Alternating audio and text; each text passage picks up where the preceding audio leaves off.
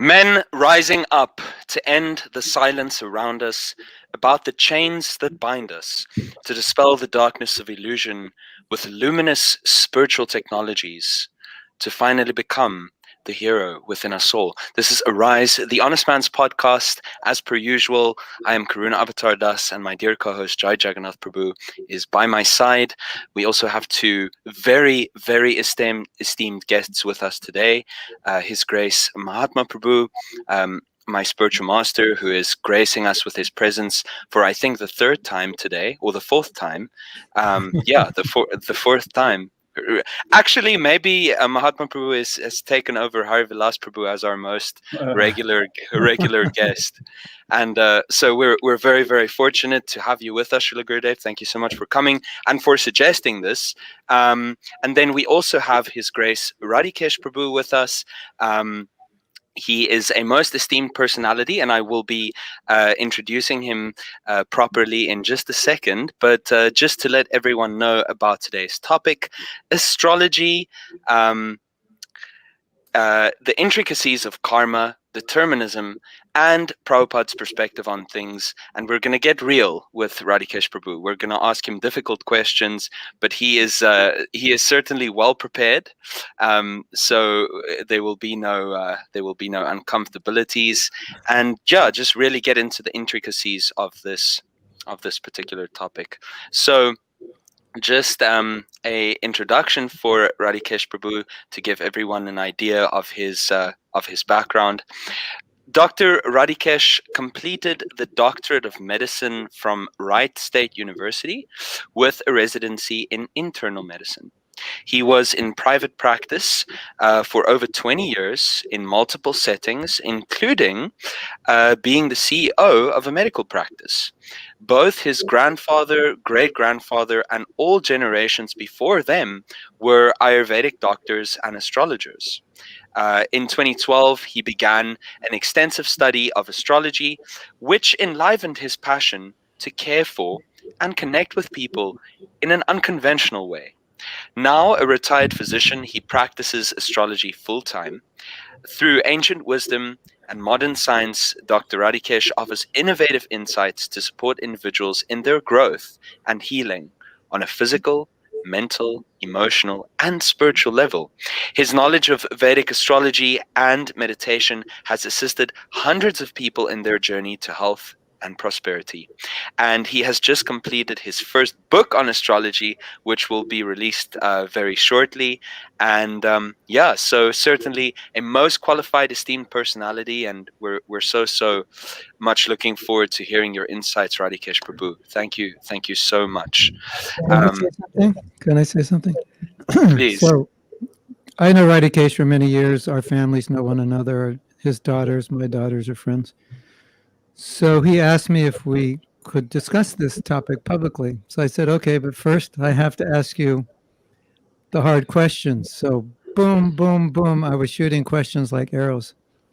And he was answering them all to my great satisfaction. And I, after he answered them, I thought, this is important because there's confusion. I think in many devotees' minds, there's confusion around astrology. Should I use it? Shouldn't I? Is it good? Is it bad? Does it mean I don't have faith in Krishna, et cetera, et cetera? So I was very satisfied with his answers, and I thought, this is going to be very enlightening, and it's going to clarify a lot of things. I think maybe answer a lot of doubts. So we're encouraging all of you who are watching live to ask hard questions, and like Avatar said, we're going to ask some hard questions. Probably not hard for Radikesh, but they sound like they're hard. Okay, I don't. Where's the natural place to begin? Maybe the title of today's episode, karma, determinism, and I'm going to add the element of like free will, because there's always that philosophical question around the discussion of karma and fate and the actual ability to make choices. And fate and free will, this becomes a question that comes up commonly, especially when beginning. But I think even now, the whole concept of agency is like a very subtle point. Even in Bhakti philosophy, it's a little bit of a subtle point. And I guess the yeah, how much of our life is, well, it's determined in terms of the sort of physical aspect of it or conventional parts, and how much do we actually have the ability to make choice despite dealing with some of these more determined factors. Maybe that might be a natural place to start the discussion, since that's the title of the show, or the subtext of the show: karma, determinism, and free will. And then, of course, Krishna and Prabhupada. Maybe we can start there. I just, adding on to that, and just to illustrate that a little bit, like, I used to live in an ashram with an astrologer, someone who at the time was like a very, very, he was like the ashram leader, a very senior person. He's a genius, a mystic, and his astrological insights were always super fascinating. And I have just found that in my own life, kind of like getting advice from him. I also just want to say that Radikesh Prabhu did a reading for me last week, and it was incredible, like the insights that he was able to provide, and that's an experience that I'll also unpack as we go along. But just from my previous experience with this one person that I'd gotten astrological advice from, he had revealed certain things to me, certain things that were bound to happen in phases of life that I was bound to go through, that I found like that it was like really big, like big stuff, and things where I was like, I found it to be like a very constant meditation. Oh my gosh, this is going to happen, and so like I have to arrange my life around this thing that's going to manifest, and so on, and then I almost find myself to be like a little bit like stifled by that, or like I can't make decisions freely because because there's there's all of, so that sort of deterministic influence is really bewildering. Okay. Yes, so this is a good place to start. The first very important thing, and first of all, to everybody out there and to you guys, thank you so much for having me on your show. I'm so excited to talk about this topic. Astrology, the first thing that everybody should know, there's a lot of, not misinformation, but misperceptions about what astrology actually is. Astrology is a very active and dynamic science. It's something that, in terms of your karma, you can change and work with. It's not that if the astrologer or some, has predicted, well, things will happen this way. This can be a guideline, and it can mean that, all right, this is something I can change. So, for example, if you've got, somebody predicted that, well, you're going through this very difficult period at this time, that's something you can work with. It's similar to, if a doctor tells you, oh, you've got a risk of getting, diabetes when you're 40 years old, and you see that, and then you can watch your diet and exercise, and maybe that risk gets minimized. So it's the same way with astrology, but you're dealing with subtle energies. All these planetary beings we deal with, whether Saturn or Jupiter or Mars, they're all devtas, they're demigods, and they're bringing karma into our life. If we know that, okay, I have this heavy period of Saturn that's beginning for me at a certain point, and just like oh, I have a risk for diabetes at a certain point in my life, you can do some things that will minimize that effect of Saturn and decrease that risk. The key with astrology is understanding that it's a science. It's a material science. Just like medicine and law and engineering, these are sciences. So we use it for our material benefit. It's not, strictly speaking, part of our spiritual life, but it comes from the Vedas, so it's kind of in between both of those things. On one nice talk Prabhupada gave, May 3rd, 1969, at the Arlington Street Church in Boston, somebody asked him this question about astrology, and Prabhupada said, we follow astrology. It's just like medical science, legal science, engineering science. It's a science, and you use it for your benefit. So this is one place where Prabhupada spoke strongly about it. And we can get into others. But that's kind of the basics of where astrology goes and how we can use it in our life.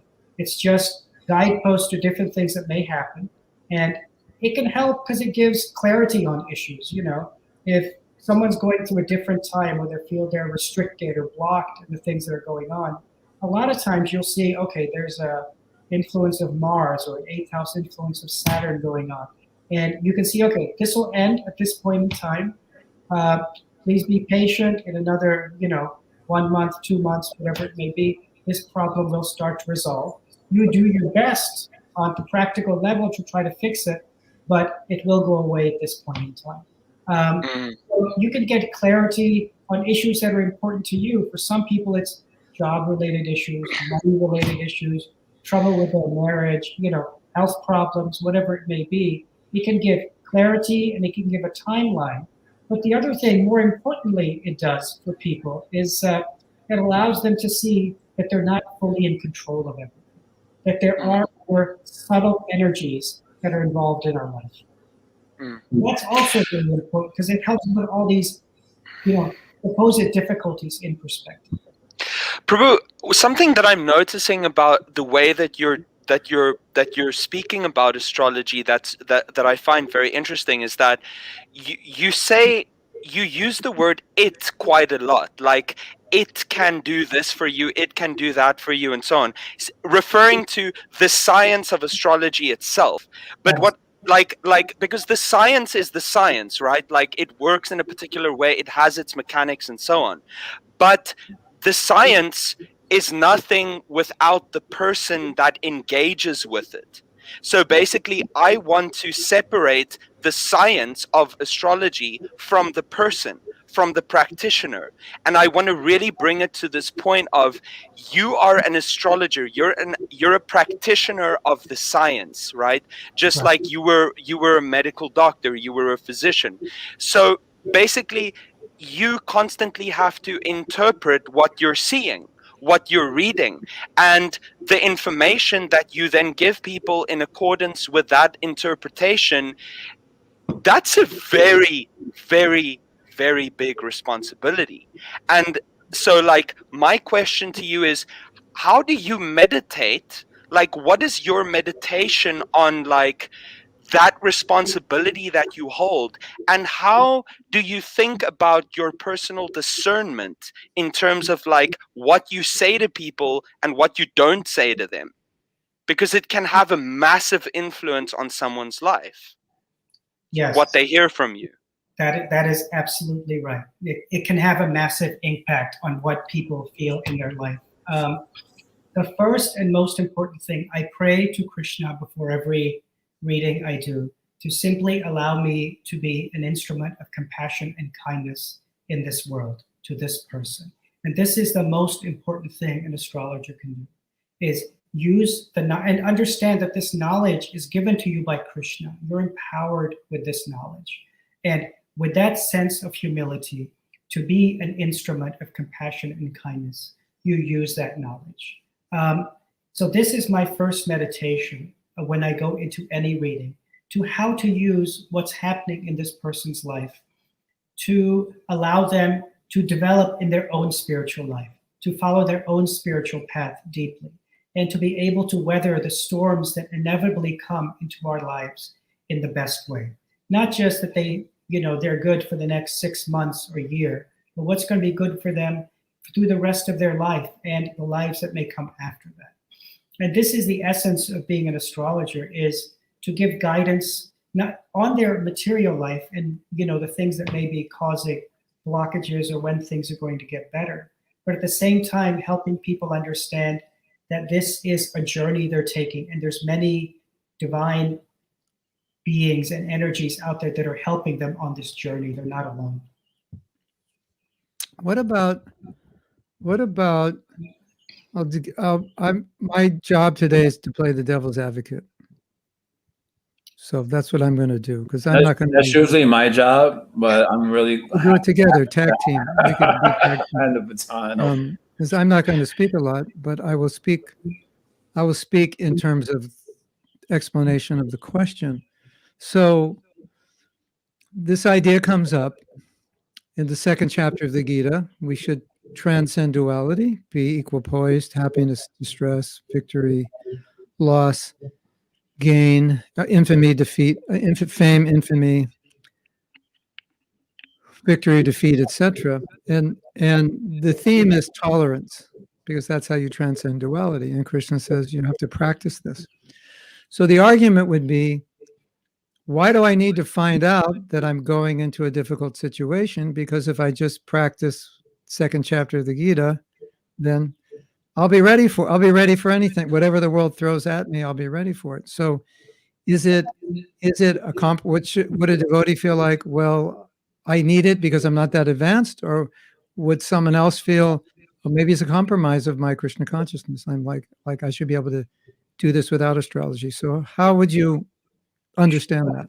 Can I amplify that with a small anecdote also? Yeah. Radikesh, I've been to an astrologer twice in my life, and it was the same astrologer about 3 or 4 years apart. And I went to this astrologer both times to help me address problems with my health.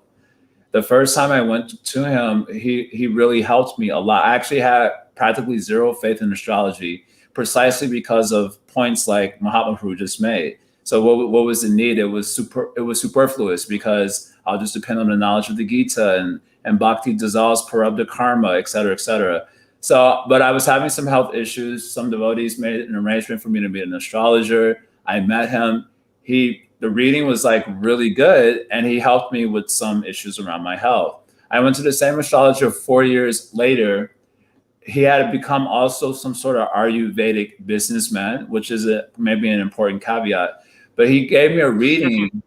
He gave me a reading that had me very fearful for an entire year about a particular disease that was supposed to come up, and that it was going to be very intense, and that I should get married so that my wife can help support me during this very difficult phase of my life. It was like a very intense reading. And because I went to this astrologer 4 years before, and he had helped me tremendously, I was naturally inclined to accept that he has some authority in what he was saying and reading.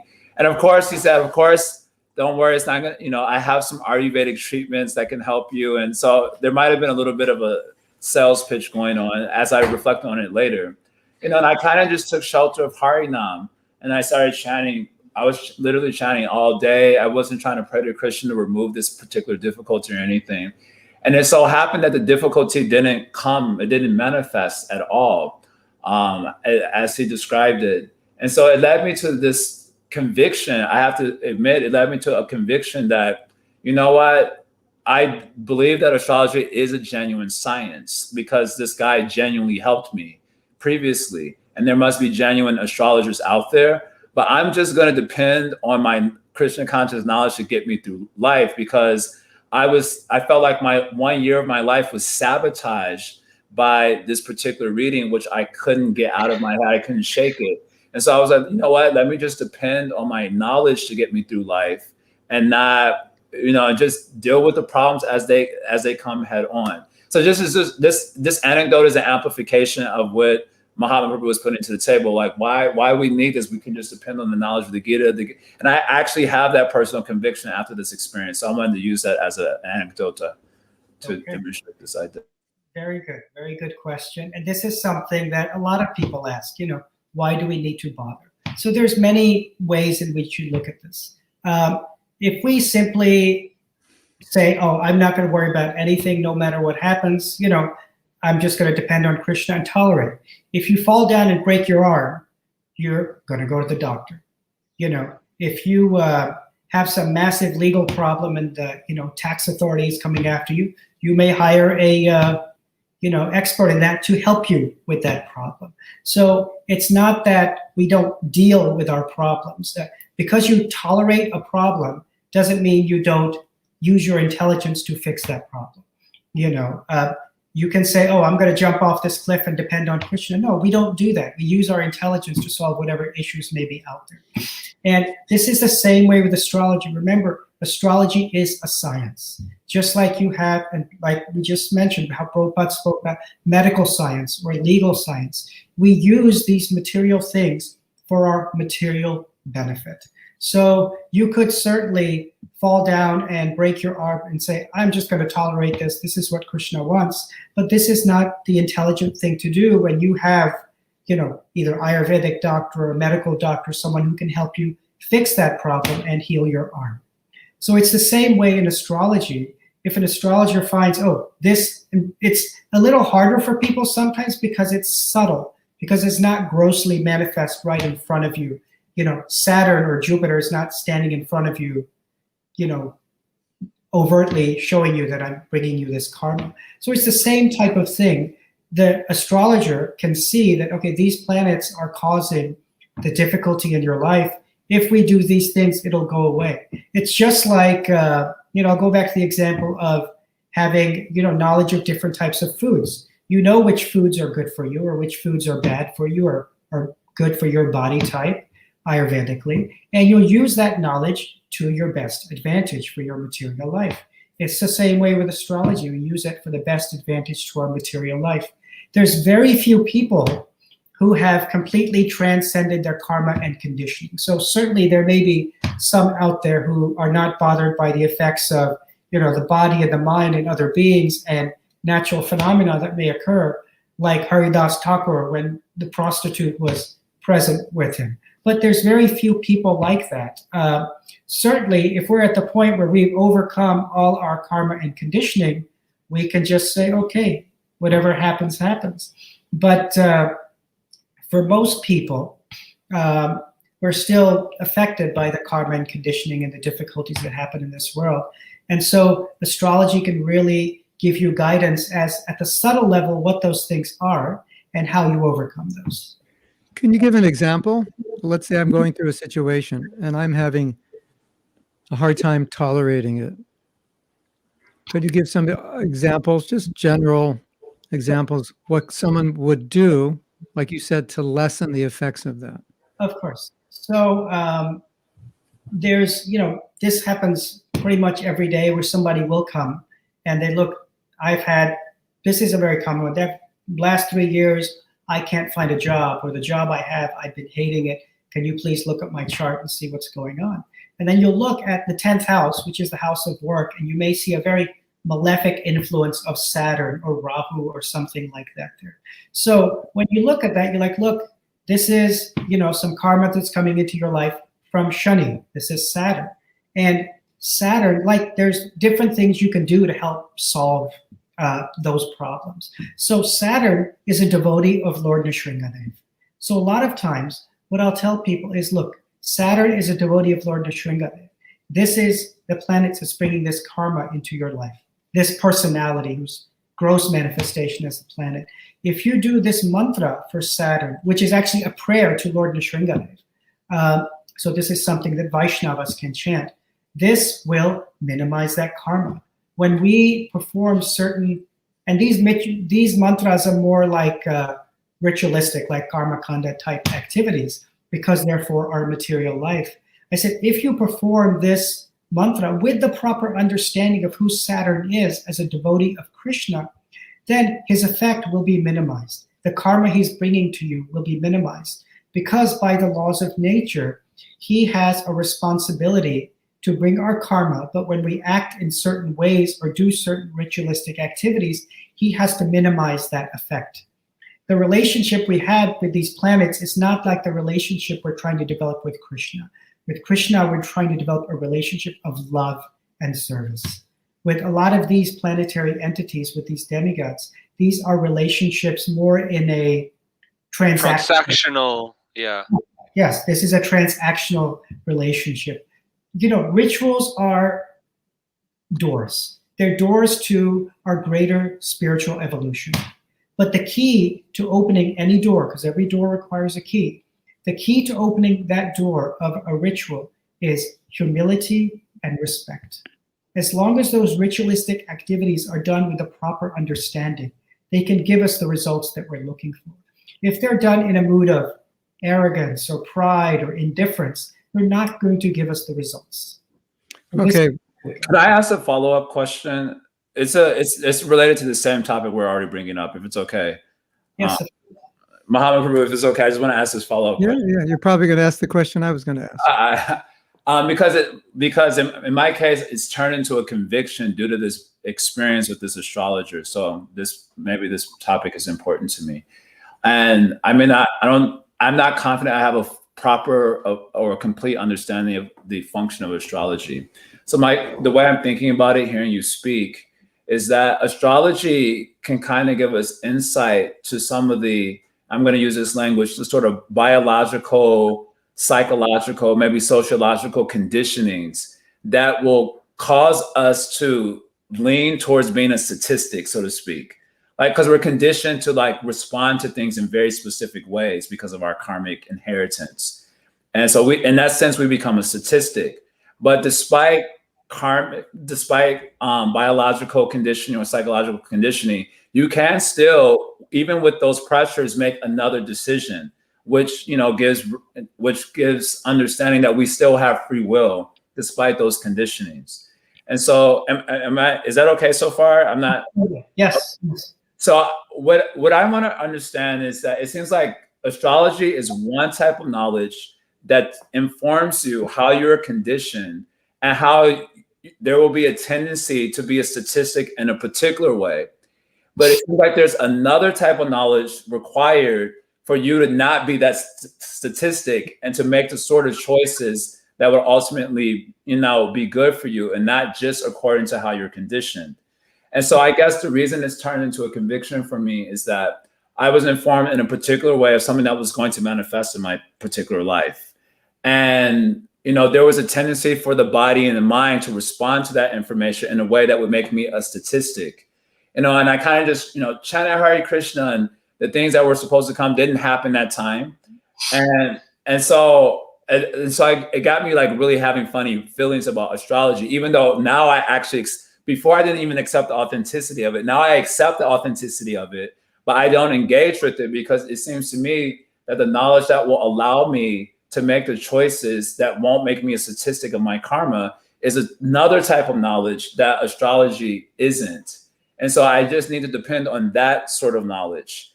And, and that is the knowledge coming from Gita or the Bhakti Shastras and so on. So I don't know. Yeah, I guess maybe you can harmonize this a little bit, but this is what's going on in my thinking. Astrology gives me the playing field, but the knowledge that allows me to move outside of that is another type. And that's the knowledge that I'm going to just use to navigate my life. Right. That's a very good question. I'll comment. I'll use an analogy to describe this. Astrology describes the inclinations we may have in our life. Suppose there's two people who are given a cigarette and said, smoke this cigarette.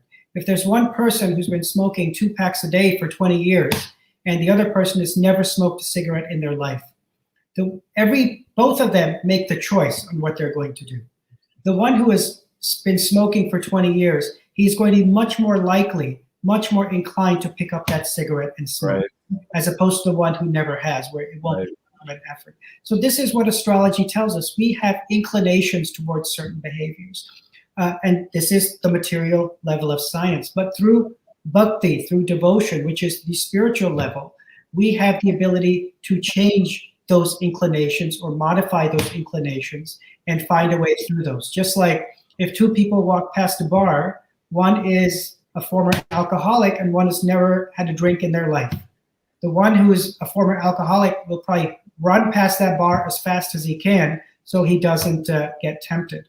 While the one who's never drank in his life could probably walk into the bar, sit down, eat some pretzels and walk out and, never have any problems whatsoever. So right, we have inclinations towards certain behaviors, but certainly by our choice, and this is where we have this free will, we choose whether to follow that inclination or not. But right, most people in this world, either they're not aware of their inclinations or they don't think they're strongly influenced by their inclinations. But when they become more aware of them, they can actually recognize and fight against the ones which are negative, and the ones which can help them and be supportive of them in their spiritual life, they can do the things that improve those. Does that answer your question? I actually appreciate that answer a lot, particularly the element of being conditioned in a way that you can't appreciate. Like you don't see that you actually have that inclination and it's sabotaging you. Yeah. You get insight into that. And then you learn like, okay, now I know that these are the types of choices I need to start making because of this. Right. And then saying that you need to make those choices, you need to depend on this other force, the bhakti force or this other knowledge to help you to do so. I really appreciate that. I see that as a synthesis of what's going on in my head. It's also, another example is like, I always give medical examples since I was a physician, is that the doctor can tell you, okay, you need to do your diet and you need to exercise, you need to do this, but you need to make the choice and have the mental discipline to actually go ahead and do those things. It's the same type of thing. So. Okay, now I want to ask my question, but I want to make a comment before. When you were speaking about recognizing certain tendencies, nature, how that's helpful, it's also helpful in relationships because you understand another person's nature. And you say, why does my wife always do this? Well, because she has that nature. Or why does my temple president not understand A, B, and C? Because he has this nature. Could he improve it? Yes. There may be limitations, it seems, because of their karma, their tendency. So I think that can be very helpful also. Just understanding in general human nature is how deep it is and how karmically it can define for many people who they are: extrovert, introvert, more empathetic, less empathy. I want empathy from my temple president. You go to the astrologer, you go, forget it. It's not his nature. He's a go-getter. He's going to move matter. He makes things happen. He's going to build 10 temples in this city, but he's not going to sit down and listen to you because it's not his nature. So I think that can be helpful. Is that correct? Yes, that is correct. And that's a very important point. That is correct. This is one of the places where astrology can be so helpful is in relationships, whether that's in relationships between two coworkers or two people who are temple president or that type of relationship. Certainly between husband and wife, boyfriend, girlfriend type relationship, and certainly in understanding your own children, and why they act in certain ways and you can't understand them. Everybody has certain inclinations. Everybody has certain ways in which they feel love. Everybody has certain ways in which they express themselves. Everybody has certain ways in which they need to feel other people's appreciation. And if one person has a strong, like Aries nature, they're a go-getter and they're strong and they're the general and they're used to ordering people around and telling them what to do. And the other person is somebody who's like a Cancer nature, where they're very emotional. They need appreciation. They need recognition. They need that emotional support. Well, those two people getting together in a relationship can be traumatic if they don't understand who each other are, And this is a big part of what I deal with. You get people who are put together in a relationship or come together in a relationship. And, people will come for marriage compatibility studies sometimes 5 years after they get married because they're not getting along. And it's like, then you finally sit down and tell, look, this is what you're like. This is what you're like. This is how you need to respond to this person. This is how you need to respond to, your spouse. And as long as they're willing to do that and they make the choice to respond in that way, things can improve, but yes, and especially with kids, it's very important because you're dealing with, other living entities, other souls, and, they may do things that you don't understand, but you can, if you look at the astrological side of it, you can see this person is not just, oh my God, my child is not listening to me, or my wife is so nasty, I don't understand why she doesn't, do the things I want. You can see this person as, there is this karma and this conditioning they're dealing with. But you can see that deeper than that, they are a spirit soul and they're a servant of Krishna, and they're on that journey back to that path, back to Krishna. So you can see them in both levels, and you realize, okay, this is not some evil person. This is just the karma they're dealing with. But you can definitely use astrology, and you should, to improve your relationships. It's so important, so helpful. Okay, I have 2 questions about what we've already discussed, and I don't want to forget them, so I'd like to ask them now. The first question is about the example you gave of Saturn and how you can chant mantras. So the natural argument coming from the Brahmacharya ashram is, I go to Mangalartik every day, I see the deity, that's like, Right. 10,000 years of sins gone. Then I see Tulsi, I water Tulsi. And then what to speak, I chant the holy name. That's like all. So it goes back to that argument again. And I was thinking also, like when you were talking about astrology, it was really in relation to grihastas and work and the world and kids. So what if a brahmacharya just says, forget it. I'm a Brahmachari, like I'm like free from sin 100 times a day, like why do I need? So can you address that? Is that correct? Not correct? What's the balance?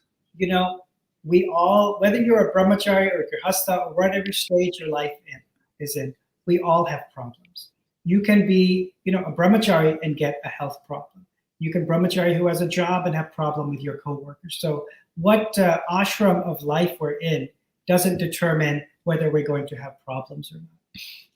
You can certainly just say, I'm going to let Krishna take care of everything and deal with it as it comes. But in reality, most people, even the most pakka brahmacharis, whoever you may be, we still have our karma and our conditioning, and we're not above the difficulties caused by the mind and the body and other beings and nature. So we can simply say, I'm just going to leave it and see what happens, and that's your option. But in many ways, you're not using the best benefits that have been given to you, the knowledge that has been given to you through astrology, through the Vedas, and using it to help your life.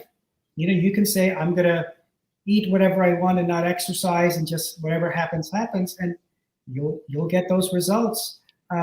Or you can say, yes, I chant, I do this, my Maha Mantra every day, and I do Tulsi Puja, but I still have these problems in my material life. So devotees can be chanting for 100 years, but we still, old age, disease, and death still come. So it's a question of minimizing those material miseries that are coming upon us. That's basically there's another question that comes. Maybe Karunavatar, you're going to ask this, which is a bit puzzling sometimes, because we talk about the slowing down of karma, pulling the fan, and and then you see it doesn't seem to equate to advancement in spiritual life. Some of the more advanced devotees have more challenges with their health than the less advanced devotees. Or you could say maybe they're taking their disciples' karma. Well, let's take them out of the guru category. So this idea that we're becoming free from sin, what does that actually mean? Is it mean we're becoming free gradually from material contamination, or we're becoming free from our karma? But you as an astrologer are saying, no, but we have all this karma. But I've been chanting for 50 years. So why would you understand that from an astrologer's perspective? Okay. So we have difficulties that come into our life. Whether those difficulties come from our karma or Krishna bring them to us, however we want to look at it, is not the most important question. And the more important question is, when those difficulties come, when those situations come upon us, what is our response? So we don't always choose the situations that come upon us. We certainly don't choose to have a health problem, or someone we love have a health problem, or go through some financial trauma, whatever it may be, or have our parents die. But in that situation, we have a choice. We always have a choice in every situation, and that choice is how we respond to what comes upon us. If we respond to that situation with acceptance and an understanding that Krishna has a deeper plan in my life, and that Krishna is guiding my life in the best way, then that response is perfect. If in that situation we respond with more deeply with anger and frustration and bitterness, and why me, and Krishna, I'm such a great devotee, how could you do this to me? Rather than with gratitude and appreciation, then the response is not as good. So it's not the end result that matters. It's the consciousness with which we respond to the situation that's upon us. So whether you can say whether Krishna's bringing it, or the fan is still spinning but slowing down, in the end, it really depends on what we're doing. And that will determine, because in the end, the choices we make in the past have determined what situation we're in now. And the choices we make now will determine how our life is in the future, whether it's this life or the next. Something, yeah. The urge to speak is like overwhelming me right now. Okay. Something that just occurred to me in relation to the first question that Gurudev asked just now is that and I guess it's also a further question that I'll pose is that Gurudev, you were speaking about this kind of like, you know, this like Brahmacharya mentality, or this kind of like, you know, pure devotee mentality, like, okay, I'm going to Mongol Arti every day, and I'm seeing the deity, and I'm, you know, it's almost like I've seen this a lot, that devotees are executing these external things very like religiously, but then are expecting an automatic result from that. But the thing is that Krishna requires bhakti. So in one sense, what and I'm asking, is this the case? Because in one sense, you know, what Radikesh Prabhu is suggesting, like, approach Saturn, because it's a purely transactional thing. It's like you don't have to have bhakti. Like, you can just go to Saturn and chant your mantra, but you have to do it respectfully. But you can still do it with like a selfish motive. You know, like, okay, I'm approaching you respectfully because you can grant this, so that's it. But the thing is, we can't go in front of Krishna in the morning in that mood. Like, it's like, if we're motivated in that way, like, okay, I'm going to Krishna just because I you know, to help me with my material stuff, like, that's not going to work, is it? That's a very good question. This is where it's important to understand astrology and its limitations. Okay, astrology is a material science. Astrology is there for your material life. It's not spiritual life. It's not bhakti. So this is very important to note. If you want to help your material life, you use astrology. Okay, it's not there to make you. It may help you in your spiritual life to a degree, in that you'll get some deeper understanding of karma and this type of thing, but it's not bhakti. It's not your spiritual life. It is a subtle material science. Just like Ayurveda is a more subtle material science. It's actually even more subtle than that. But it's not bhakti. It's not about your relationship with Krishna, which is at a much higher level. Well, that leads me to a question. I got a few. First of all, I'm really appreciating how you're carefully dealing with these questions. So thank you for that. I'm led to a question that I imagine may come up for a lot of bhaktas, sadhaka practitioners, of feeling a little bit of shame or like guilt around the idea of approaching, like, around the idea that if I'm indeed qualified for bhakti, you know, if I have bhakti adhikar, and that means shraddha, the shraddha that just by doing bhakti, everything can be accomplished on the one hand. And then on the other hand, dealing with material circumstances and feeling like you genuinely need insight because you're dealing with that.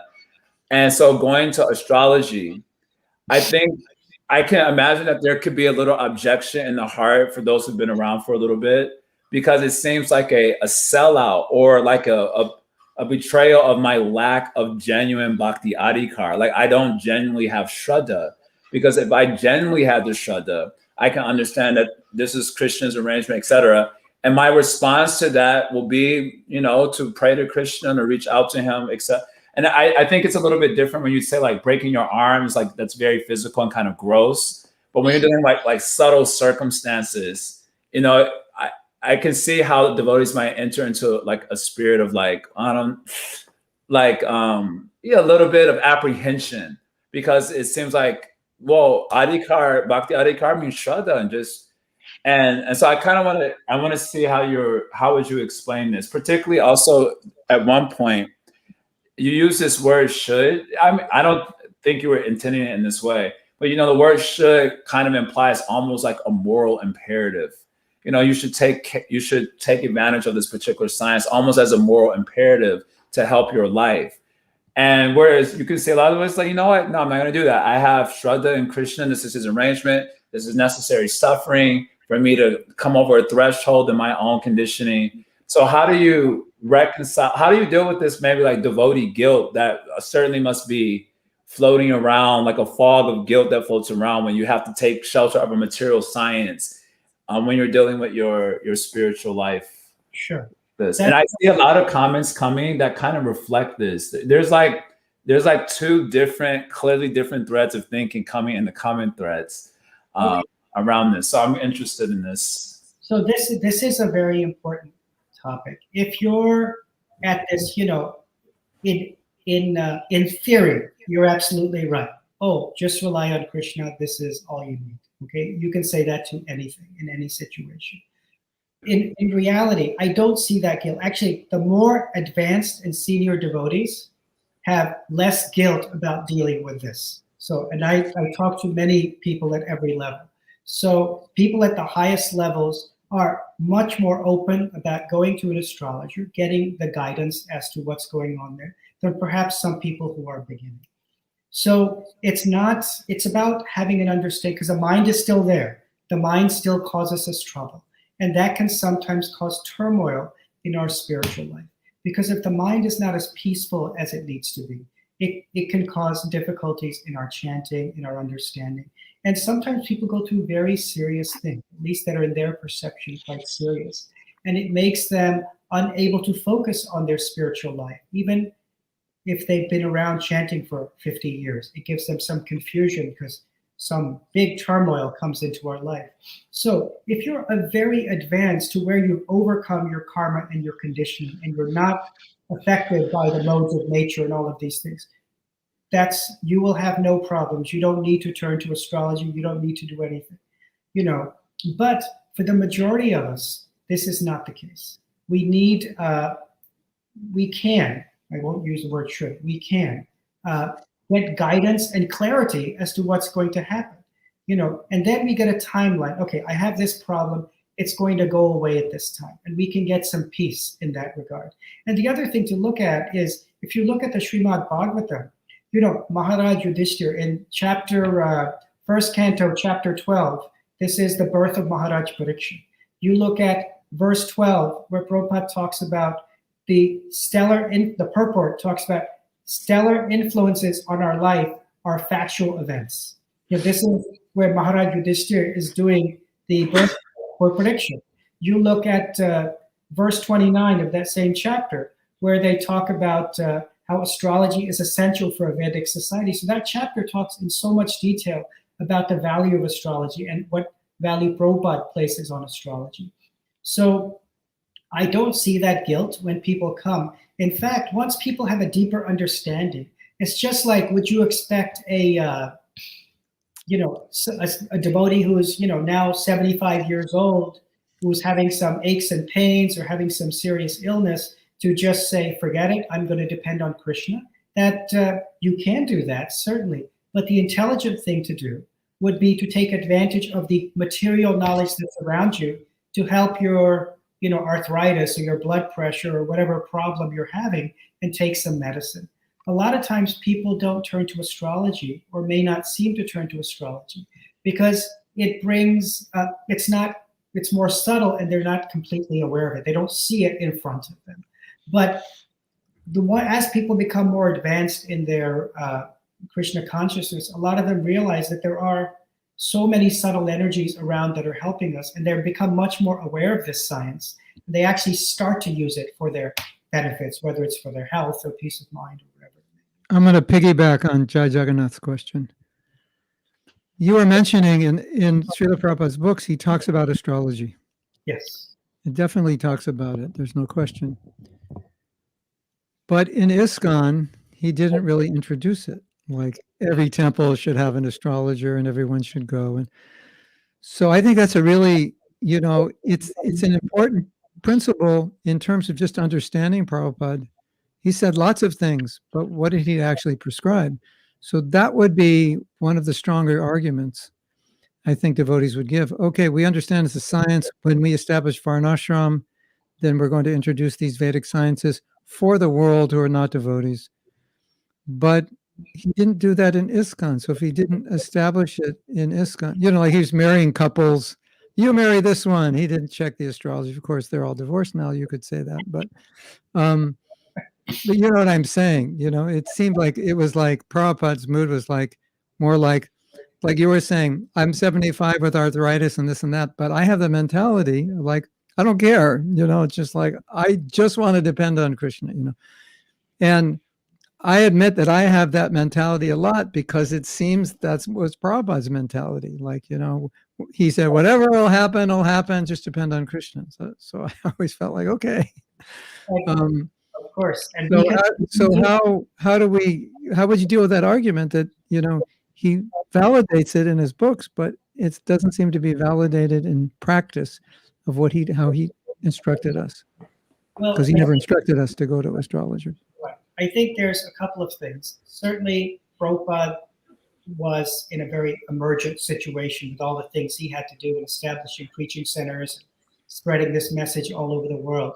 So I can't speculate as to why he didn't do it. Okay, but what I can say is, I certainly can't speak in any way for why Prabhupada didn't do it. So maybe I'll leave that question alone for that part of it.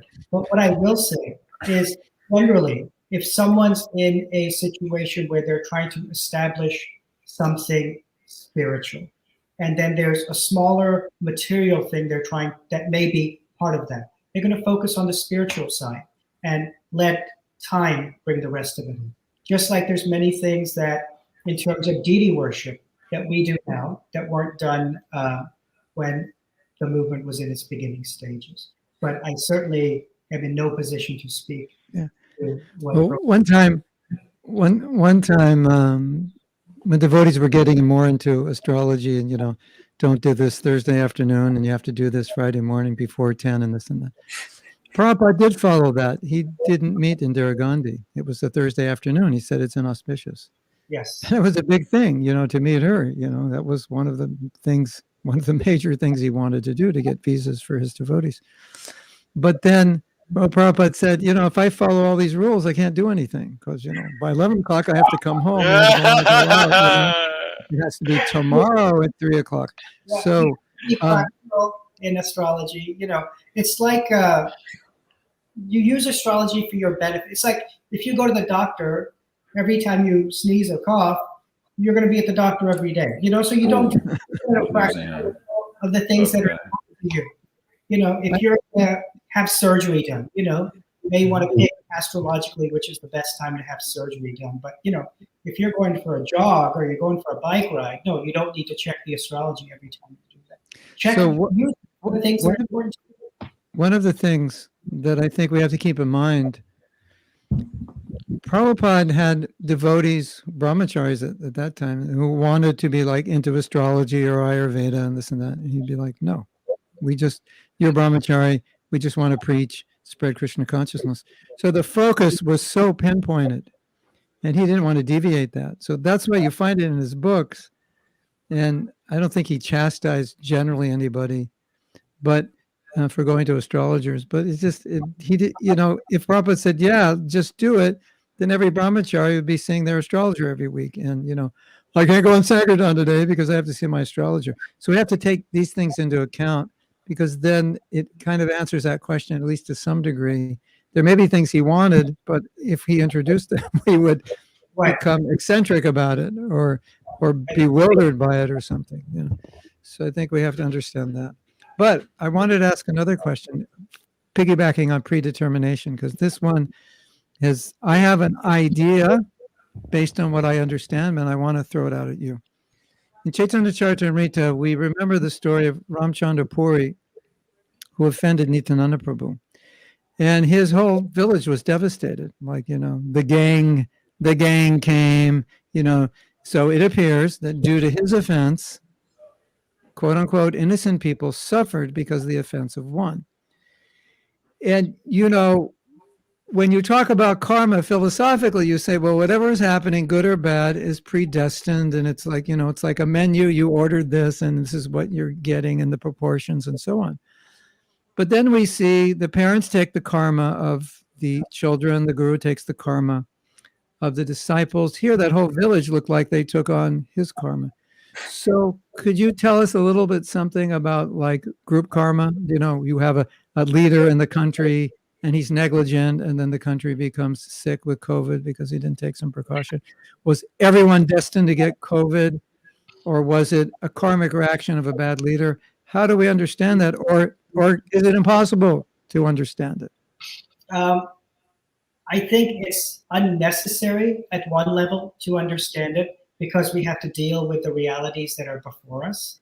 So we don't, whether the karma comes from Krishna or, a bad leader or offenses, in the end, we have that reaction and we have to deal with it. So that's the most important thing to understand. And I think at some level, perhaps it is understandable because, if you elect a certain leader, you get a certain percentage of his karma. I think it's 1/6 they speak of in the Shastras. And I might be wrong about that. The leader gets 1/6 of the people's karma.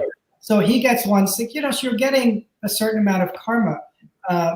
But if you elect that person, you'll deal with some of the things that are related to that. But whether that's coming from one level or another, it doesn't really matter. It's that we have to deal with it. But whatever it is, we can do things to minimize that in our own life, that karmic influence. We have good karma, like people who die together in a plane crash or things like that. There's some karma they had to be in that place all at the same time. And, if you looked at their charts, it would reflect something like that. What about, okay, now we're going to get into something juicy and controversial to wake all the listeners up. Uh-oh. So I think this is an important question, but we can generalize it. To vax or not to vax. If I have my karma, I'm going to die in a certain way. So, someone say, don't vax because it could kill you. And someone said, vax because if you don't, you could die. Oh, yeah, whatever. I'm going to die. I have my karma, so vaccine, not vaccine. How do we deal with that? Is that a totally impractical way of thinking? Just like let material nature do whatever it does and don't worry about it because you have your karma? But if I have my karma and I'm taking practical action, just not astrological action, just practical action to either vax or take a lot of nutrients so I don't get sick, whatever it is. How do you understand that in relation to karma and, it's karma and practical action? I wear a seatbelt, but why should I wear a seatbelt? If I'm going to die, I'm going to die. And if it's my karma, I'm going to die. And, if I don't wear the seatbelt, I'll get thrown out the window and I'll live. And if I wear the seatbelt, then I'll get thrown against something and die. How do you understand that? So everybody has certain inclinations. And if you look on people's birth charts, you'll see inclinations to where they may be, pro-vaccine or anti-vaccine. They want to do things. And I'm not going to get into that debate of whether that's that show would go on for 12 hours if we got into that. Our astrological charts will show certain inclinations, certain choices we're kind of inclined to make. And then it's, in that decision, we will, in that time frame, in that situation, we have to choose what's best, okay? And the choices we make will give us the results. If you're having, if you're thinking about getting a COVID vaccine and you have, multiple conditions that put you at risk, you may think about getting it, But if you look at an astrological chart, you do a prashna. A lot of people come and they'll do a question chart. Should I get a vaccine? Is my health in danger in the next, 2 weeks? You can give them an answer. Astrologically, this is what it shows, that choosing to take that practical action is your free will. You'll choose. It's not like you're astrologically determined to get the vaccine. There may be some inclination, but you have the choice to make whether you do that. So that's where you kind of, astrology will take you up to a certain point and show you're more likely to do this. You may benefit from doing this, but then you're going to decide, you're like, oh no, I heard this podcast. They said don't do it, so I'm not going to do it. That's your choice in the end. But astrology can't tell you, like, you're going to get COVID or not if you do this or that? Astrology can tell you if you're going through a bad period related to your health. If there's certain I'll look at somebody's chart and say, okay, yeah, this next 1 month, you have sun in the 12th house. This indicates, that your health may be quite bad during this time. So you have to be careful. And then You are predisposed to potentially getting COVID in this particular time, right? yes, or whatever illness it may be. You know, you can Yes. if it's a lung infection, you can see indications that indicate, okay, yeah, this is a lung-related problem you may get, or something like that. That there is a risk during this time. So if I were you, I would do something to mitigate that. And whether they choose to get a COVID vaccine or just take more nutrients and supplements is up to them. I don't tell them exactly what they need to do in terms of get a vaccine or not, because I might get my head cut off by somebody. Smart move. I want to switch gears a little bit here. I think you've done well to kind of deal with some of the sort of philosophical apprehensions someone might have around the subject matter, as the intersection between astrology and bhakti and so on. And people will have their convictions philosophically around that. I wanted to switch gears into how you have, because you're a life coach also, and how you've used astrology to help people to respond to their karmic inheritance in a way that it's been like liberating, or help them to have breakthroughs. That's the tagline of the tagline of Arise is breakthrough. Breakthrough. So how do you use, because, and you talked about this earlier in this episode, that yes, now you have a sense of your inclinations, of your karmic inheritance, but what's important, whether it's coming from Krishna or your Daiva, what's important is how you respond to that. And that's the part that's not going to be predictable, because it depends on the living entity encountering circumstances and how it's going to respond to that. So I'm going to switch gears to how you have seen, like in your life coaching work and using astrology network, how you have seen that help people respond in healthier ways, or make the necessary breakthroughs they need to make when encountering their karmic inheritance. It's a little bit of a different dynamic, because the philosophical part, people are going to be, that will be an ongoing debate, because it's very abstract and very subtle.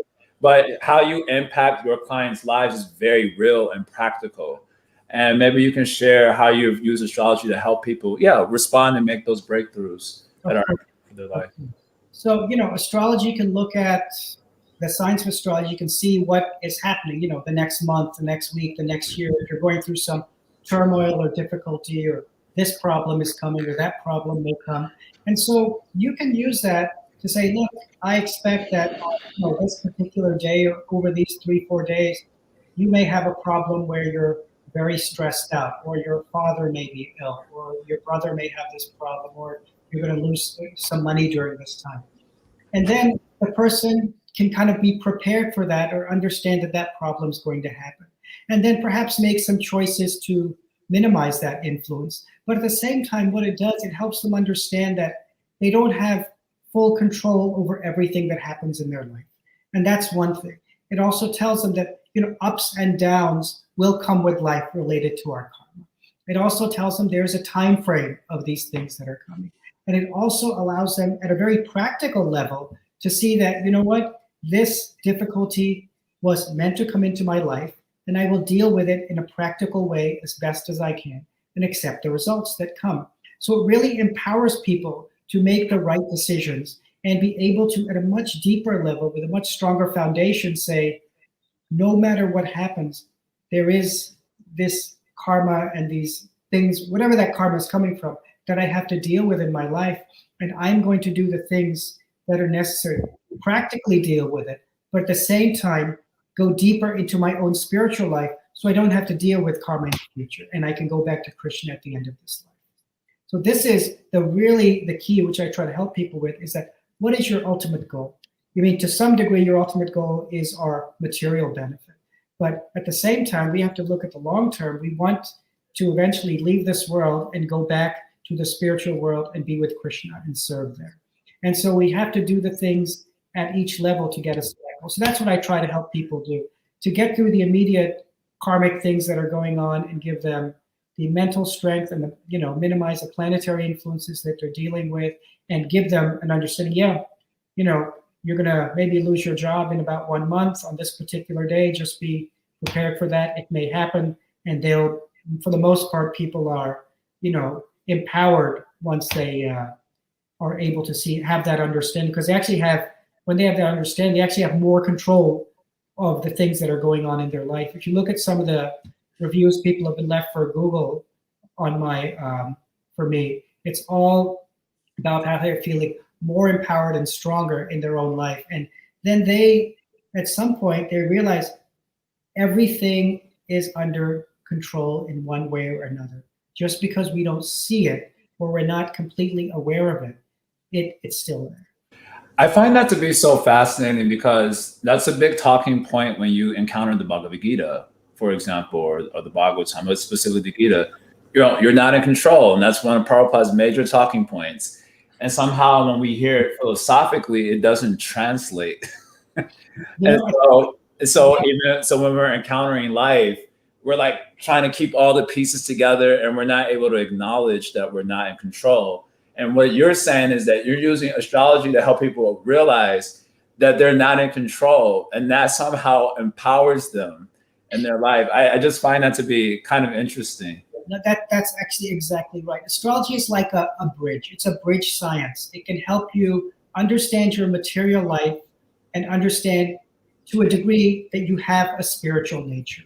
But what it does, if I do a reading for somebody, I tell them 10 things that nobody else could ever know about them. And this happens all the time. Right. That's how I got faith. Yeah, like, I'll tell somebody, oh, okay, you had a miscarriage this year, and they're, halfway across the world. Or I'll tell them, okay, this year you moved into a house or bought a new house, whatever it may be. Or this is the year you had your appendix taken out. After a while of doing that, they're going to be like, okay, this guy knows something that's going on. And basically, you can use that to deepen your faith in Krishna. And as your faith and understanding of your relationship with Krishna deepens, you are naturally empowered to live your life in the best, most powerful way, and the most devotional way. Does that make sense? Yeah, I think it's very appreciable, especially for those who are a little apprehensive, like, what is this astrology stuff? You're saying how you're using it to actually bring them to like core metaphysics of belief in God, actually. Of course, if you can give them some practical things, like I said, you tell them a few things that have happened in the past, and that's one thing I do in all my readings. We go through the past first, you can see when they got married, when they had children, and I try to explain to them, look, I've never met you before, but I told you when you got married and when your children were born, because you had this karma and this inclination at this time for these things to happen. And all of this is because, these planetary beings may be there, but overall Krishna is controlling everything. And through these energies, Krishna is there. And this is how your karma is manifested. Your birth chart is basically a roadmap of your karma from however number of lives in the past. So I have a question on life coaching not in terms of existential problems, like you're going through a difficulty in 3 months, but internal problems and how you would help somebody understand their samskars, and also if they have some kind of addiction, maybe not to drugs, but an addictive nature, can you actually help them with that? And how would you help them with that? And all the ways, because that's what I do. I help people change their nature, their psychology, their emotions. So I've never used astrology, so that's particularly interesting to me, how you do deal with that. So astrologically, you can help at many different levels. If they have certain predispositions to addictions, which, a Scorpio effect can cause a risk of addictions. If you have the moon in certain places, it can cause a risk of being negatively influenced by other people. And there's some other things you can look at. So if you see those things, number one, you explain that to the person. Hey, look, you have this inclination, you have this predisposition to behaving in this way because of this particular planetary issue, that, you're like this and this and this, and this is what Mars does, or this is what the moon does, or this is what Saturn does. And first of all, a lot of times they're not even aware of that. Most times they're not aware of that. So once they become aware of that, that in itself is very powerful in them saying that, okay, maybe I have a problem. And then once they have that recognition, then you can take that next step in them getting over it. So if it's a planetary issue that's causing a big problem, well, you can do things to minimize that planetary influence.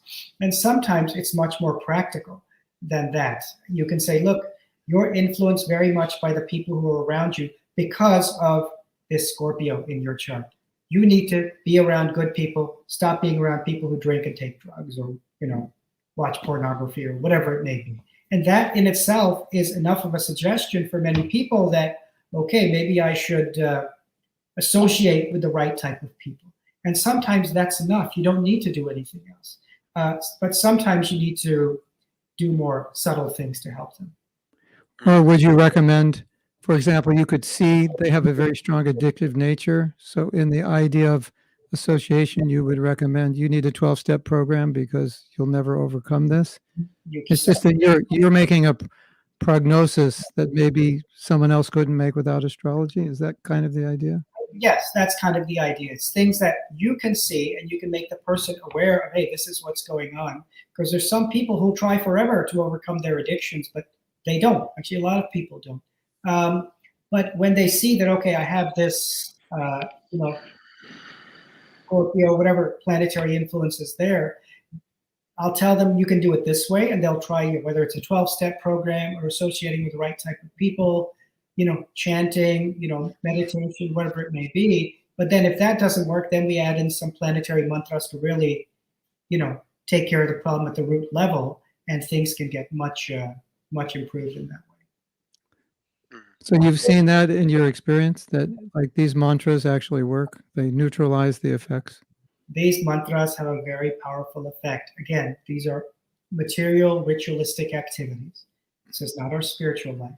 But if they're done in the right way with humility and respect, they can have a very powerful influence. I had somebody come to me, this was maybe 3-4 weeks ago, who were having trouble with their child. Child was probably 30, they're probably in their 50s, 60s, and child hadn't talked to them in a while, like they were having some fighting, they weren't talking. And it was a Saturn effect in her chart. I said, chant the mantra and things will get better. She called me a few days later, she chanted the mantra on Saturday. On Sunday, her daughter showed up at her house. So yes, these can be very, very powerful effects. It's just a question of us trying it and doing it. And they're naturally required to respond to us, these planets.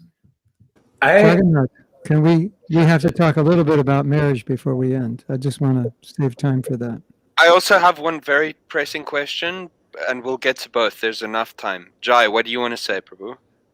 I'm almost losing it. I was going to ask about, just to this last point, when people are doing, I've seen this with life coaching a lot. When devotees, they've been chanting Hare Krishna for a while, they're having difficulties. The Hare Krishna stuff doesn't seem to be working, or is not having the impact on their material life that they would hope that it should have. And so they go to some other alternative thing to help with the material part. And they're getting practical, real-time results with that. You just gave an example of the mantra. And then they become like a heart divided. And I have seen it in my time where people shift, their faith gets shifted from, Krishna consciousness to like this thing, whether it's like maybe some, I don't know, family constellation thing, or it's astrology, or it's this or that, where they're able to get the real-time results. They become like a heart divided, and they may actually lose their Christian consciousness, which I feel like is kind of a talking point for people who would like say this astrology thing is nonsense, for example. Our Krishna consciousness is the most important thing in our life. Our bhakti, our spiritual growth, is the most important thing.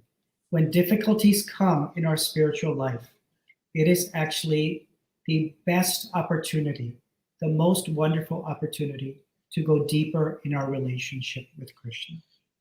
We have a choice to make, like at any other situation.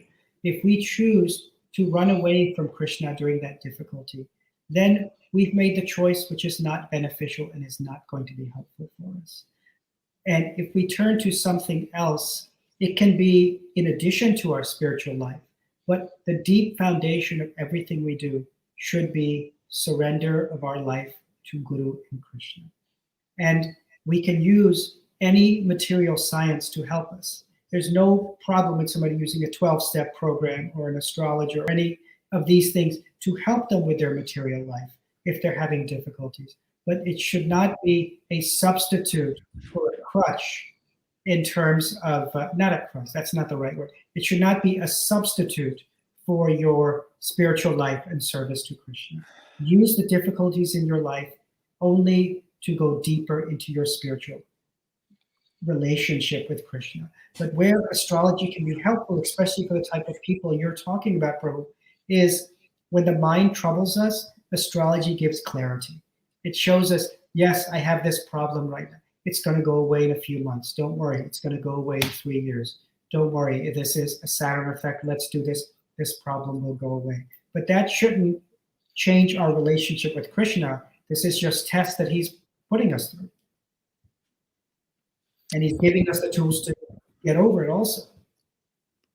Can I ask a question? Because you just brought up something that I deal with a lot of people that are culturally conditioned by their upbringing to be a certain way. Let's say their parents mistreated them. So now they have low self-esteem, or they really need to be appreciated by people. And if people don't appreciate them, they resent them, something like that. Would that be something that you would see in their karma, or is that just a consequence of a particular culture that they're raised in, and all the parents were like that with their kids, and how do you distinguish, or again, does it really matter?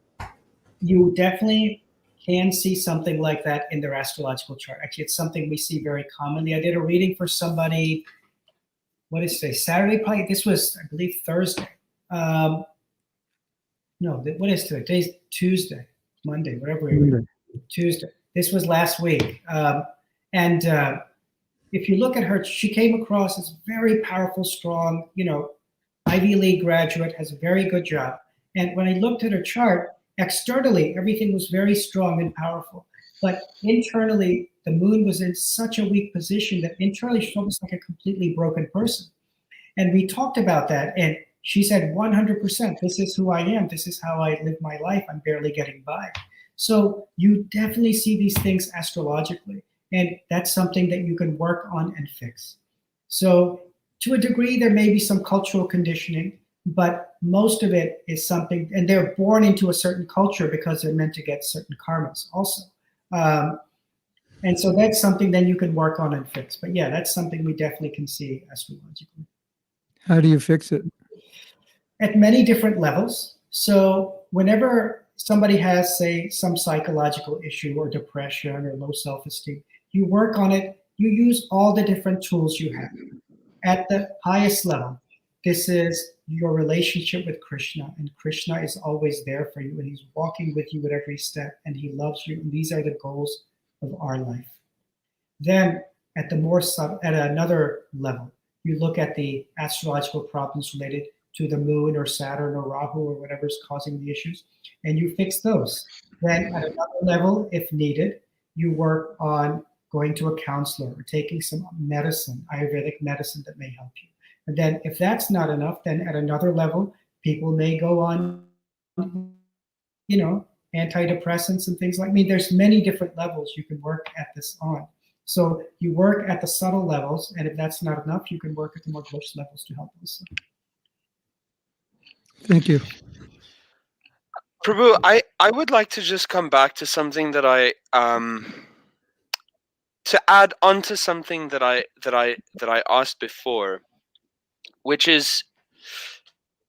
basically comes down to the following: that we find ourselves in an age of like widespread entitlement. People think like we really see this phenomenon manifest, or we really see it like in the realm of life coaching. Like life coaching is like the Wild West of the self-development industry, in the words of Heather Demetrios, where like people think that whatever little bit of like knowledge and experience and perhaps some some crystallized realization they've gained in their time now entitles them to be a life coach and to be giving guidance to other people and so on, and where it's just like such a big thing, right? So astrology, we can definitely put astrology in the, you could say, you could categorize it as part of the domain of the helping professions, right? So the helping professions are defined as different kinds of psychologists, counselors, social workers. These kinds of people are all in the helping professions. Now, these particular professions have, certain there are certain criteria to being a qualified psychologist or a mental health counselor or so on, but there's no real way of like standardizing the adhikar of astrologers. So like what qualifies a person? What is your sense? Like what Right. really qualifies a person to be an astrologer? Like what is the kind of training and experience that needs to be gone through until a person is truly ready to step into this role? Because it takes so much discernment. Because, for example, Prabhu, what if you have someone's time slightly wrong and they don't know that their time is wrong, and you have no way of telling that either, and they think that their time is right, and then you give them guidance like on the basis of that wrong time, and it ends up being completely wrong, and they make all kinds of decisions, and it's just really a big problem. Or let's say someone says they don't know exactly when they're what their birth time was, but it was approximately between this time and this time.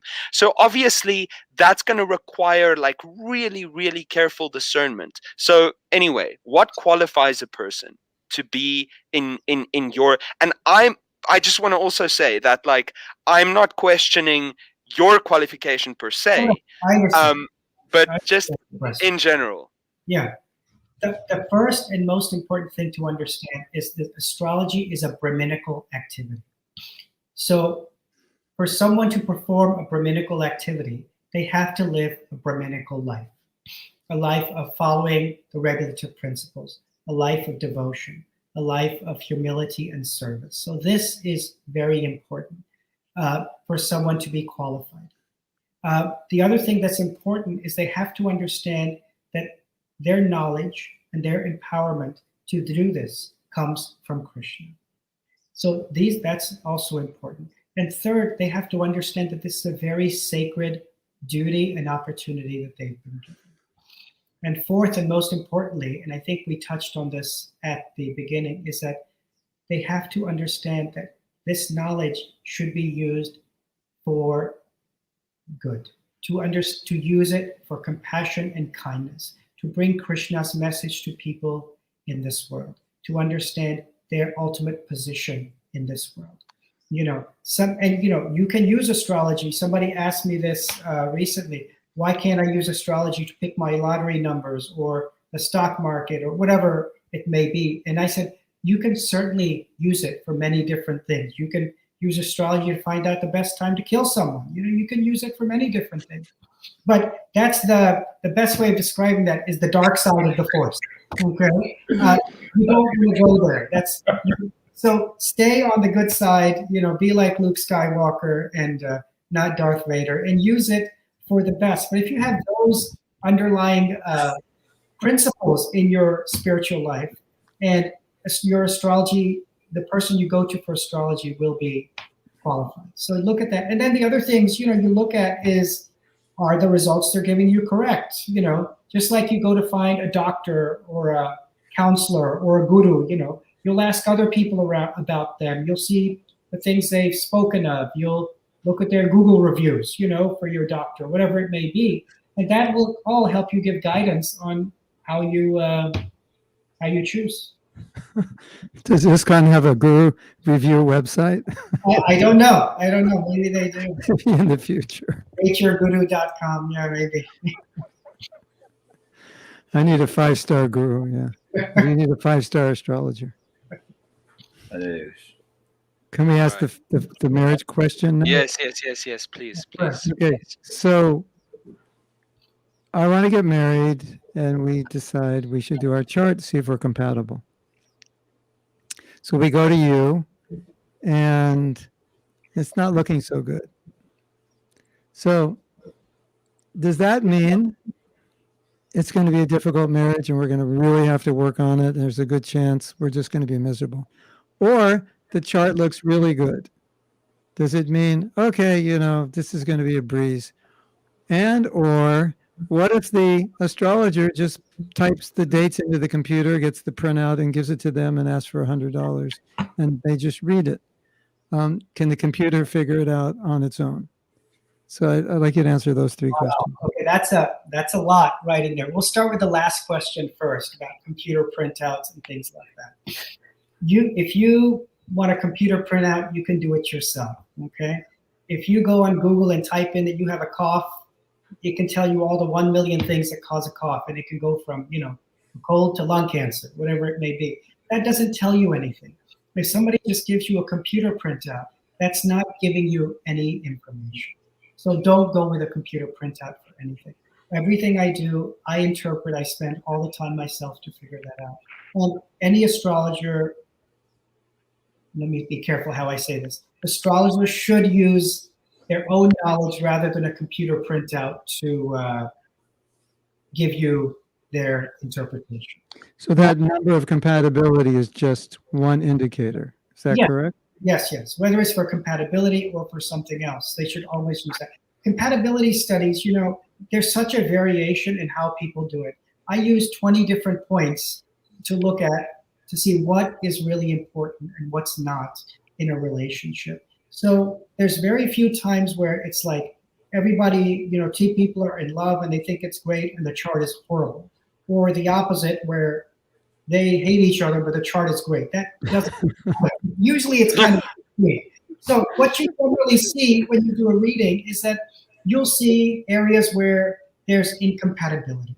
So there may be like, okay, your way of communicating is not something he will understand, or your way of your actions will not be pleasing to him, or that you have more of a Brahminical nature and he's got more of a Shudra nature. So that's the first thing that you talk about. This is your nature. This is his nature. This is how it's going to manifest. Look, you've got a Brahminical nature. You're going to, come home at the end of the day and you're going to want to chant and have a nice vegetarian meal and, go walk in nature. He's going to want to come home at the end of the day, play some music and watch a soccer game, football game, whatever it may be. I said, that's the things that are going to be there. That's how it's going to manifest. And then it's a question of those people being aware of that and saying, oh, okay, maybe we need to talk about this. Maybe we need to understand that. But then there's the subtle levels at which you can see things. Astrology, marriage compatibility charts look at both your general nature, your psychological nature, your subtle influences from the nakshatras and the planets. And it looks at, things like your physical compatibility, sexual compatibility, how that's going to do. So you can see all of those things that you may be unaware of, and you can look at every level and then say, these are the places where things are great, emphasize these. These are the places where there are problems. These are the things you need to do that will minimize those negative effects. And as long as you can do that, then the situation would be good. Now, sometimes we do get a situation where two people want to get married. I had this last week where they were in love, they wanted to get married, but the compatibility was not so enough to where the parents felt comfortable with the kids getting married.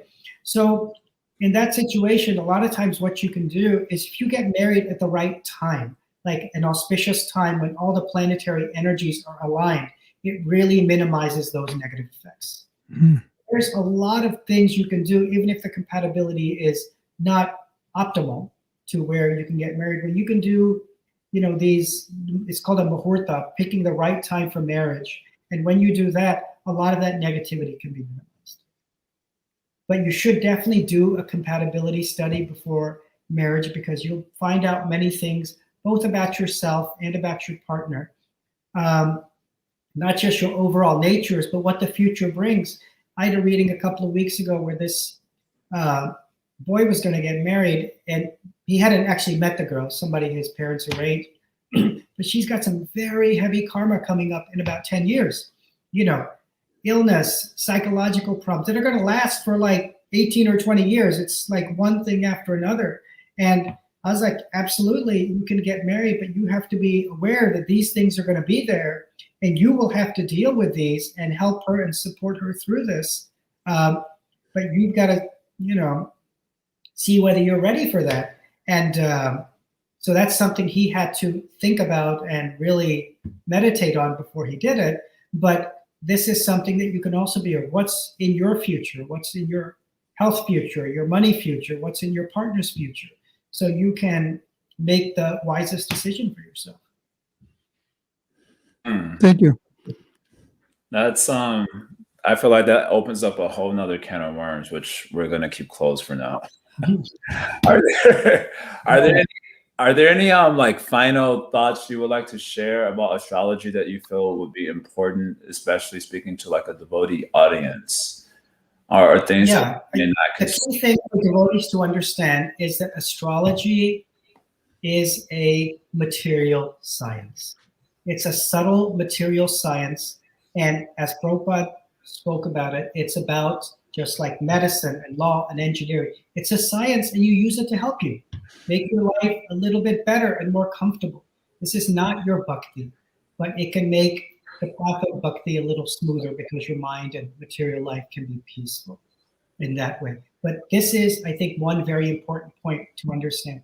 Astrology is a material science to help your material life. I don't know if anyone has anything else they would like to say before we close out here, but thank you very much, Dr. Radikesh Prabhu. I see you have a very sober and kind of methodical approach, which really deeply resonates with me. My own way of articulation and communication is pretty methodical and kind of like people have called me stoic or disassociative. And I'm very much appreciating just like the clarity and precision of articulation, and also careful handling of the questions. Thank you very much for your presence here. I don't know if anyone wants to share any final thoughts, but I wanted to just say thank you for agreeing to come on and share your knowledge. And yeah, well, if anybody wants his services, we're putting his website, and you can go to his website. Radikeshdas.com. It's been okay. Anyway, Karuna, you got this part. Yeah. So Yes. that's if we go over what we're discussing, we're talking about many things, and it could be individual personal issues and understanding your nature better. I think also, when you understand you have this nature, it's a little easier to accept yourself instead of you trying to change yourself for 20 years and beat your head against the rocks. No, this is how I am. I'm not going to be a sannyasi in this life. It's just like, accept it, Prabhu. You don't have that nature. That would have been good for a lot of those sannyasis at 22 who took a dive to know that actually you're a grihasta by nature. You shouldn't do this. So it can be, am I ready for initiation? Am I ready to be married? What do I have to do to get married? Is this the right one? So it's so many things that, as Radhikesh is saying, will benefit you spiritually. So if you like what you heard and you think he can help you, then you can contact him. Yes, I can give testimony to that. Radikesh Prabhu and I had a conversation on Friday, and he elucidated on various aspects of my life, which were very much on point. There's a little bit of uncertainty about my birth time. So some of the things that he said, like the timing was a little bit off, but that's on me. He still, the consistency of how the timing was slightly off was consistent. So in other words, I feel completely satisfied with how Radikesh Prabhu gave me insights, and he's very methodical. He progresses through all the various aspects of life and is fully qualified to give insights in all these different realms. So certainly, please take advantage of his services. Yes, Gurudev. I also want to add that I've been married for quite some time, and the one thing I can say about married life is that I think anyone who's married realizes this sooner or later. You have to really understand yourself. And like Radhikesh was saying, you really have to understand your partner, because you'll want your partner to be like you. And you'll get frustrated when your partner isn't like you. And obviously, that's not realistic. And there's so many things you can think and do to destroy a marriage. Even two compatible people who are emotionally immature and don't understand one another can create hell for themselves. And so, if you're going to be married, the understanding these things that Radhikesh was talking about is essential, because you have a responsibility to this person you're marrying to be the best you can and to be the most compassionate, kind, understanding, supportive, etc., etc. And I think a lot of us, like Karuna Avatar always tells me, he said, I was like a mama's boy or spoiled, or I didn't have to, but I was the same, rich Jewish parents and never had to work and just like, had a car when I was 16 and everything I wanted. And marriage is a real sacrifice, especially when you have children. And I think some people are just not mature enough for it. They fall in love, but they don't realize that there's 100 other things you have to do to make it work.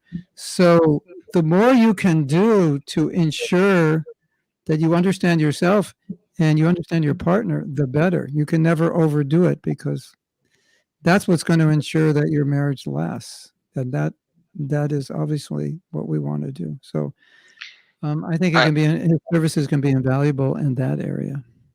I just want to add a very brief little quote that I heard the other day that illustrates a lot of what Gurudev just said. Is like, it is only when we, and this is up for debate, but I resonate, and it says that it's only when we set ourselves fully in order, when we render ourselves fully in order, that we become fully lovable, right? Yes. So, At least conventionally speaking, absolutely yes. Yeah, some people want to be loved, but they do everything to turn you away, and then they're mad at you because you don't love them. So I like that. Yeah, I would say I say we could add to that. If you want to be married and have a good marriage, that you have to be lovable. And also, we understand from psychology that people treat you the way you treat yourself. So if you don't even love yourself, you make it difficult for other people to love you. And people tend to take advantage of people who have low self-esteem, who feel they're unworthy of love. And if you feel you're unworthy of love, you feel uncomfortable when people love you, and you don't want them to love you. And I've read in some books that people who have some trauma around this, when the relationship gets good, subconsciously they'll hijack the relationship because it's getting too good and they're uncomfortable with it. So there's so much stuff, as we know, going on inside. Like Radhikesh said, there's a lot of stuff I tell people they don't even know exists. There's so many subtle things going on inside. And when you get married, it's like, okay, the curtain was just pulled and you start to see all these things about yourself. It would be better if you were aware of them before, so you could be prepared, quote unquote, for the battle. It's not a battle, but prepared for what you're entering into. I can't underestimate that. It's essentially important. mm-hmm. Yeah, and so that you got to know what's going on, so that you can accept yourself, so that you can begin to love yourself. Gurudev just posted a really great video on self-love and self-care and the indispensable, vital importance thereof on his Instagram. So everyone can also go and check that out. It's really insightful. Radikesh Prabhu, once again, thank you so much for coming and for it's like you really held the space and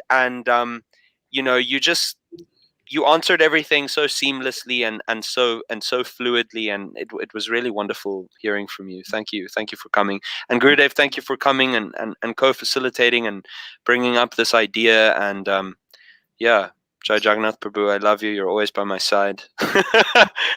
He hates it when I get sentimental. Okay. I'm one of those people, if I get too much love, I sabotage the thing. We had this, in the old days, like, Prabhu, you're sentimental, It's like you and Maya. I got a little bit of that. Sentimental, it has a bad rap in ISKCON, but, I think Lord Chaitanya was a bit sentimental, don't you think? Overly sentimental, like kind of emotional, right? Wow, Gurudev said it. Okay, that's great. Hare Krishna, everyone. Thank you so much. I'm going to end the broadcast. Please stay on, dear Prabhus, just for a second.